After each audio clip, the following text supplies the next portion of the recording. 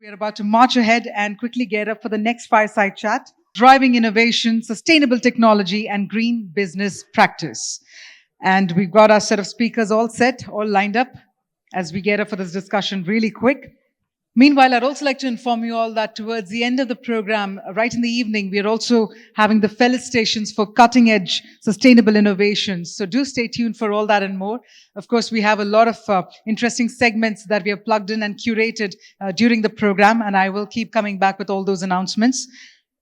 But meanwhile, don't forget to keep sharing your thoughts using the hashtag PlanetBuddy. Well, then on that note, let's gear up for the fireside chat. Again, a feisty topic coming your way. To spearhead the session, we have with us Anirban Mukherjee, Managing Director and Partner, Boston Consulting Group. So with that, let me go ahead and invite all our speakers. First up, I'd like to please invite Mr. Anirban Mukherjee to please come on stage. And joining him, I'd like to also please invite our speakers. We have with us Erik Solheim, President, Europe, Asia Center, sixth and former Executive Director of UN Environment, former Minister of Environment and International Development of Norway.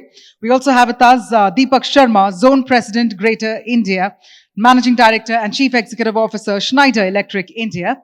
And we also have with us Mr. Amit Jain, Chairman and Independent Director, Sanofi CHC India.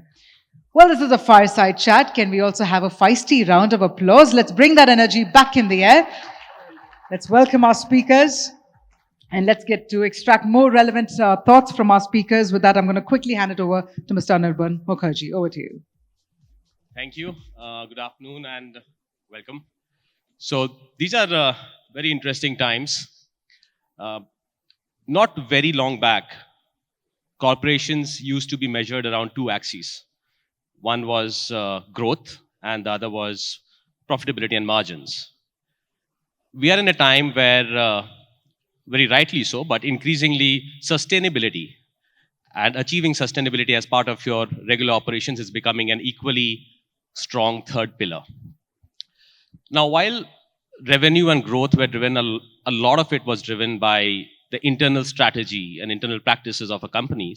Sustainability is something that requires an ecosystem to come together. As they say that you can't have sustainability as a cost. To make, as I'd heard in one of the panels, that to make profitability sustainable, you need to make sustainability profitable. And for that, you require a collective action across government, policymakers, regulators, of course, company leadership, but also your consumers and the community. So today, we in the panel, we have energy and environment. We have Deepak from the technology side and energy, and Amit, who's looking at the chemical value chain. So let me start with you, Erik, that you've been recently quoted as calling India as one of the champions in resolute climate action. So I have a two-part question for you. One, what do you think what are the factors that is driving progress for India in this space? And secondly, with your extensive experience in Norway as part of a policymaker, what do you feel are some of the policy measures that we need to take to further accelerate this progress? There are two main factors to drive the green transformation. One is government leadership, and the other is the forces of the market and business. When these two come together, that is the transformative change which we do want. And that's exactly why India has moved to the leadership, because Prime Minister Modi is providing exactly that leadership from the center. And indeed, many of the chief ministers of the states are also providing similar leadership, even states which are not with the BJP. But let me focus on one example, the state of Gujarat. Gujarat has made an absolutely amazing promise. They have said that by 2030, Gujarat will develop 100 gigawatt of renewable energy. Will they manage? Yes, I think they will, because of the leadership from the political scene, and of course because they are close to major captains of Indian business like Adani, who is from Gujarat, and Ambani or Reliance, which has a very close relationship to Gujarat. How much is 100 gigawatt of renewables? Well, at the current, it would make the state of Gujarat, if it was a separate nation, the 8th biggest provider of renewable energy in the world. Gujarat will just linger behind China, the United States, Brazil, and the rest of India. But except for that, they will be on par with every other entity in the world. So this is absolutely enormous, and it starts with government regulations. If the government regulations are wrong, business cannot thrive. The good government regulations done in partnership with business, it is the recipe for success. And if you look globally, of course, the big success story is China. There's absolutely no doubt. And no, it's not always popular in India to point to China, but China is now 60% of everything green in the world is in one nation. Last year, China alone provided 2/3 of all new green energy in the world. 2/3 was China, 1/3 was the rest of the world combined. Why? Because China has done exactly the same as Prime Minister Modi is now doing in India, seeing climate as an opportunity, not a problem. I listened to Prime Minister Modi in Ahmedabad a few weeks back. He didn't speak about the problems of climate change at all. He only spoke about opportunities. And that is how China has transformed. Look, 10 years ago, there was not one Chinese brand in the car industry anyone in the world had heard of. No Chinese Toyota or Volkswagen or Ford, nothing like that. What did China do? Leapfrog into electric cars, and now 60% of all electric cars in the world are Chinese, and Chinese brands like BYD or Hongji or Geely, and even the tech giants of Xiaomi and Huawei are making the most wonderful electric cars in the world because they saw a business opportunity. Yes, Prime Minister Modi and President Xi of China are the two global leaders speaking the most about the environment. So there is a green leadership, but it's mainly about seeing the opportunity. So that's my main recommendation to everyone. Please see the enormous business opportunity in going green, capturing markets, making the shareholders happy, providing jobs, because there are immense opportunities. With that spirit, we can change the world. Thank you, Erik. I think as we see a lot of action happening on the ground, we are sometimes possibly very close to the ground, but it's great to see a validation coming that even at a global stage, it is at par with the best that's happening. So let me come to you, Amit. So I think this really validates that there is a great platform being set where we have a large base of renewable capacity coming in. We are already at about 16 to 20 gigawatt being added per year. We are on track to achieving about 50 gigawatts. So that's a great platform of renewable, which becomes a platform on the back of which we can achieve our sustainability targets. But at the same time, every corporate has to chart its own path. Right? For every corporate, the path may be different. The pace at which they achieve sustainability be different because different businesses have different trade-offs. And at the end of it, a corporate has to be answerable to its shareholders. So as you see this journey coming in, at the back of a great platform being set, good policy measures, the directional clarity in moving towards a net zero for the country at large, how do you see individually corporates balancing that fine act? Because the same customer, which is now asking us to be more sustainable and achieve net zero, is the same customer which is also very cost conscious. So you have to be very thoughtful about the path, the choices you make. So how do you tread this fine balance? Do you think that how are corporates thinking about achieving their net zero journeys? You want me to take that? Yes. All right, great. So first, Erik, that was a very rousing opening, huh? And I'm pretty enthused about it. But I'm an humble operator. I've been running companies for quite a while now. So I'll give you the glass half empty picture. It is an opportunity. But let me put it this way. From a corporate point of view, there's good news and there's bad news, both. The good news is that large corporate in India, similar to China, is embracing the opportunity. They see economic benefit, triple bottom line responsibility. So, people, profit, planet, and they're grabbing that piece. And I think we've got some very good leaders in the space. And some of the early wins, if I were to go back to my days in L'Oreal and more recently at Sanofi, have been around making sure that there is a very big switch over to renewable electricity.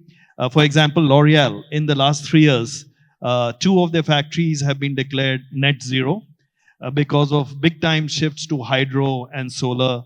So, real stuff. Uh, the second area is, of course, recycling. A lot of the plastic, in fact, more than half the plastic being used is recycled plastic. The third quick win, which corporates are seeing, is in the area of carbon sequestering and reforestation. So that you can see a lot of CSR budgets which are going into afforestation, native species, creating livelihood for people. There's a lot of good stuff which is happening in those areas. However, now let me, cut to the chase. See, what I see is two themes. One, large corporates with the awareness, technology, and resources are quick to grab the scope 1 and 2 opportunity. Yeah. However, as we know, Indian industry and corporate has got a very long tail of MSMEs, and they are not on board of that train as of now, for lack of awareness, for lack of capital, for lack of education, and for lack of adequate incentives to make a change. So that's one aspect, right? Which is, there's, if you were to give it a number, more than 2/3 of India, which even hasn't harvested the low-hanging fruit of scope 1 and 2, because that has got economic benefits. Hey, why aren't they doing it? Let's try and address that. And the second piece of it is the large corporates who are aware. Now, let me address your question directly. It's a trade-off, right? Now, the economic benefits have been realized or will be realized in short order. But now you come to the trade-offs, where you come to the area of actually substituting raw material, making hard choices about transportation partners, moving from fossil fuels to renewable fuels. And there's a cost associated with everything. And this is when the rubber will hit the road. So, to your point, China has created an ecosystem which has got an economic benefit. And there is an active system of incentives. Now we are about to hit that wall where we'll have to take difficult decision, where you have to sacrifice some points of your P&L and your margin to make the next step. So that's one theme. What can we do about it? So one, I think, we've got a lot of industry leaders over here, and I would call out to the fact that each one of us has to do our bit in educating our MSME vendors and partners, sharing technology, sharing the fruits of all these good practices which is happening, building the awareness and building the incentives for them to make a change, at least for scope 1 and 2. And the other piece, which I believe is really important, regardless of all the good stuff which Erik talked about, Prime Minister Modi's, big vision announcements, and we are all enthused by that. But right now, if you were to look at the projections, India is not on track of meeting those goals. That's the hard fact. And what can corporate India do? We have to innovate. Because right now, doing more of the same thing and expecting different results, we know is another definition of madness. And innovation at scale in India is not happening. Because too many corporates are doing a lot of small fragmented efforts. And this is a call out to the industry associations for driving innovation around materials, energy, efficiencies. The list is endless, but we'll have to do it at an industry level. Especially those big industries like cement, plastic, aluminium. I don't want to have any favorites on this, but they are the people who on an industry level have to come together, be transparent, pool in their resources, and drive innovation at scale. That's the only way we are going to break through some of the paradigms which are in place right now. And let me tell you, a lot of us are about to start hitting the brick wall unless we come out with innovative solutions. Thank you. Amit, you touched upon 2 points, and that will bring me to Deepak. One is on the need for collaboration, and the second is technology. Deepak, I think a lot has been talked about the need to mitigate carbon emissions from core operations. And it is clear that while there are certain quick wins, it is going to become an increasingly strong medicine that one has to take to be able to achieve net zero. Not enough is often talked about in terms of the demand side of things. That for every carbon that you emit less because of greater efficiency, because of greater demand management, it helps you achieve your net zero that much quicker, right? Without a lot of the strong medicines that Amit was talking about. So as Schneider, how do you think about the technological innovation and you participating in achieving that efficiency from the demand side? That is one. And second is, we now have more and more digital and especially artificial intelligence coming into core operations. And how do you feel that needs to get more embedded or is getting more embedded in achieving this resource efficiency, greater productivity, smart factories, and how far do you think they will contribute to achieving the sustainability journey of the different corporations? Well, thank you. Very interesting conversation, and I felt like music to ears what you were talking about. So I start with the word hope, because what we're talking about today is we all agree that there is a challenge, and this energy challenge is for me a climate challenge. Now, do we all agree to solve it? The answer is yes. The half full part of the glass. Do we have possibility to solve it? The answer is also yes, and I would say in bold. And today, I think technology do exist. We can talk about, and I'm going to talk about few references, including one in Sanofi, and I'm meeting you first time, Mr. Jain. It's a coincidence we will talk about Sanofi globally we are doing. But if I come to the first question is, do technology exist?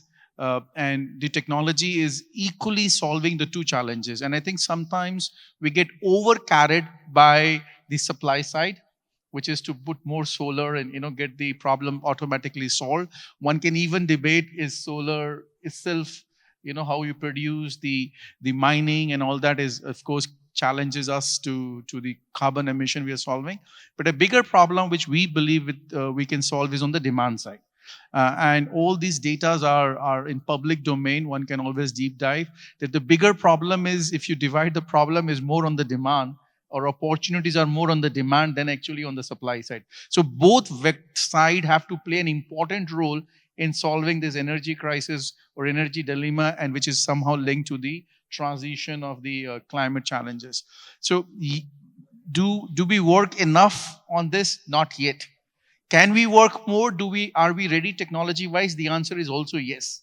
And for example, before we preach to the world, we have, it's like in North, since you're sitting in North, ki halwai apni mithai khud khata hai ya nahi khata. That's the real test of his own Swedish, right? So we have implemented these technologies in our own factories. We have 30 of them in the country. I think 5 of them are already running on these, or are all designated as smart. One of them got recognized as sustainable lighthouse factory at the World Economic Forum last year. It got advanced lighthouse recognized a few years ago. We were actually recognized as the most sustainability company in the world by Times, right? So, and our whole story is about demand.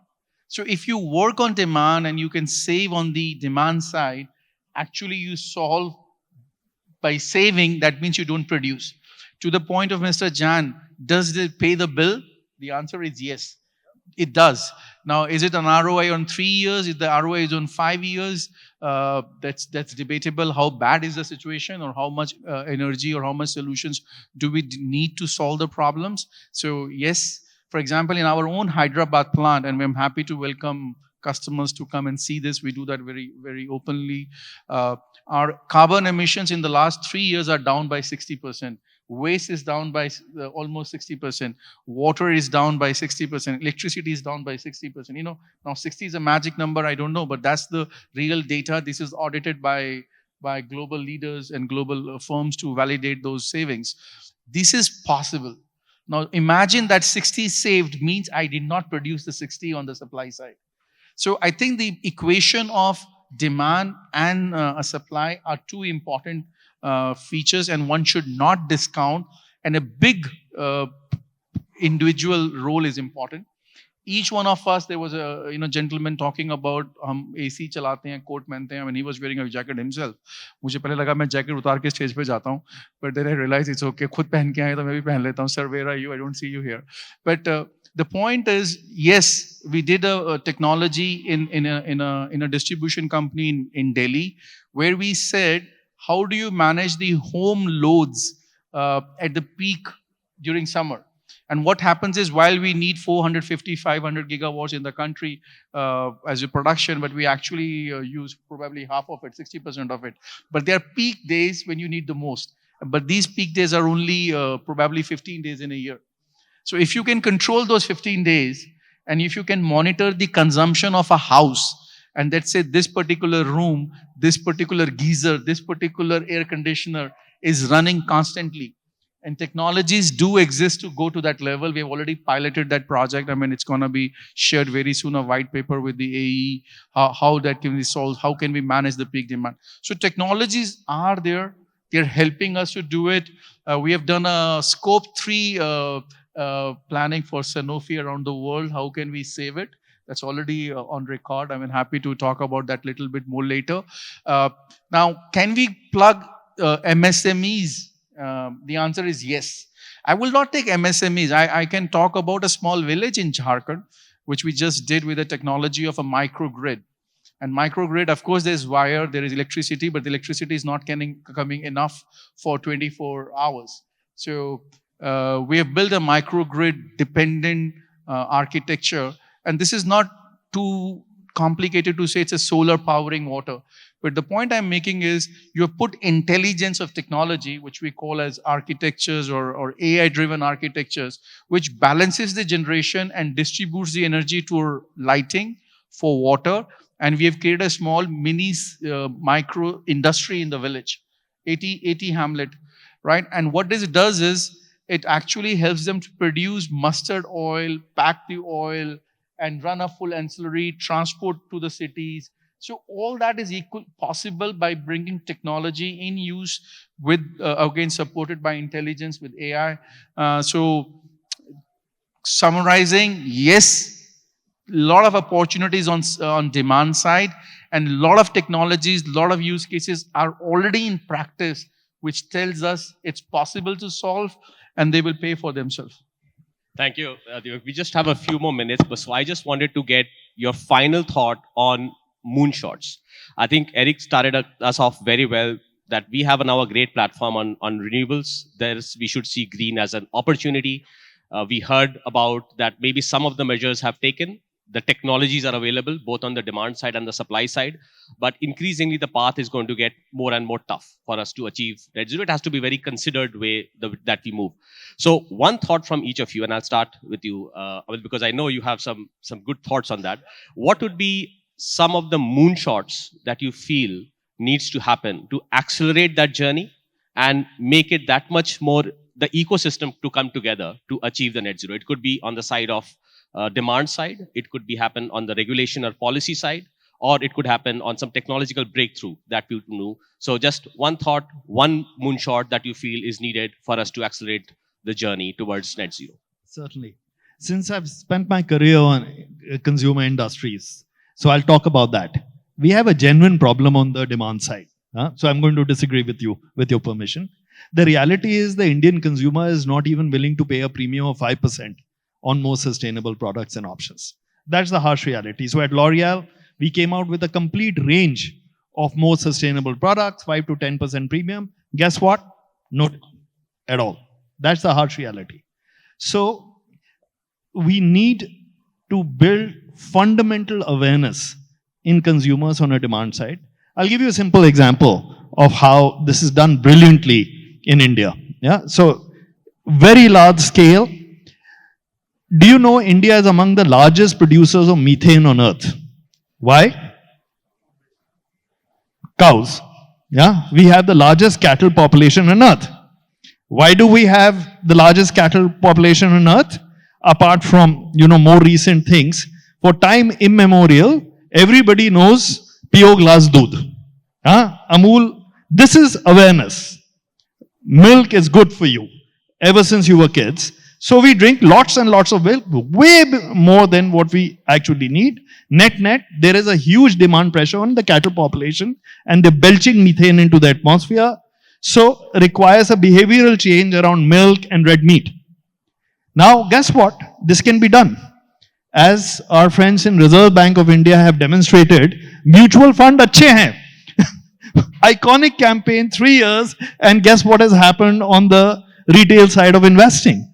So the point I wish to leave with on a moonshot is the government has to get involved. There has to be a public-private partnership in building massive awareness and education around sustainability, climate change, and the sacrifices which each one of us have to make by buying more sustainable products, adopting more sustainable practices. So, my friends, charity begins at home. Deepak? Yeah, Mr. Mukherjee. So I would capture, when talking about earlier C's, I think I will keep one word is like collaboration. Are we having challenges? Yes. But can we solve them? The answer is yes. So I want to go back and say, guys, we have hope to solve it. We can choose not to, or we do. I would go, we can do. Building on the example of the cost, yes, we have integrated 20% ocean plastic in our products. Does it bring the cost up? Yes. But the scales India does offer me, which is not possible in Eastern Europe or other parts of the world, I can optimize the cost over scale of the volume. Do I intend to do? Yes. Will the market pay? Maybe, maybe not. But because the market will not pay and I keep polluting the planet, we have taken a commitment as the SSI, as the UN Sustainability Index, we will reduce emissions. So I leave with the moonshot that it's possible. We will do it together. Let's collaborate. There could be bumps on the way, but at the end we can solve the problem. Okay, thank you. And Erik, you started us off, so I'll ask you to round us up. What is that one magic pill you have for us?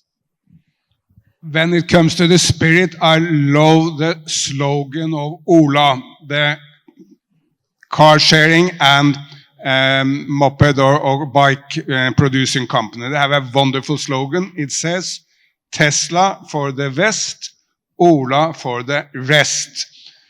Meaning, of course, they believe that right down there in Karnataka and Tamil Nadu, they can produce the most wonderful bikes and in the past, electric vehicles for the entire world. High quality, low cost, and that's the spirit. I mean, I agree, of course, there is a lot of conservatism in business everywhere. But there's also an enormous amount of new companies coming up. I mean, there is an extremely vibrant scene of green startups in India. Many of them will fail, that's normal in business, but some of them will also be the next Apples or Adanis or whatever. Some will succeed and transform the world. What are the moonshots? I will point to two. One, of course, is energy. Look, what Adani is doing in the desert of Gujarat is building the largest singular solar and wind factory in the world. It's 30 gigawatt. That is 6 times the entire energy grid of Nigeria. Nigeria is the biggest nation in Africa. So this is enormous. But still many Indians are not aware. We need to speak it up to inspire others. In Omkareshwar in Madhya Pradesh, India is hosting the biggest floating solar anywhere in the world. Again, many Indians are not aware. Speak it up to inspire others to do similar things. So that's one, energy. India can be for sure the second most important green energy nation in the world in the next decade. The other is nature and nature-based solutions. India has it's in its old philosophy in the Vedas. I think no other nation has such a strong commitment to nature in its philosophy. And build upon that to protect India, but also to make business from that. In Tamil Nadu, they are now going big on trying to using the carbon offset market to protect the mangroves. They will have announced a huge number of protected areas in Tamil Nadu. State of Madhya Pradesh has declared itself the tiger state of India. Well, this is because they love nature, but it's also because they know that tigers attract tourists and can create businesses all over Madhya Pradesh. So nature solutions is also a huge opportunity for this bringing together business and protecting of Mother Earth into one kind of work stream. So that's my suggestion, energy and protecting of nature as the two moonshots, but of course there are others. Thank you so much, Erik, and that's a great ambition to set for ourselves. Unfortunately, being prisoners of time, we'll have to wrap this up, but thank you so much for your time and such an engaging conversation. Thank you.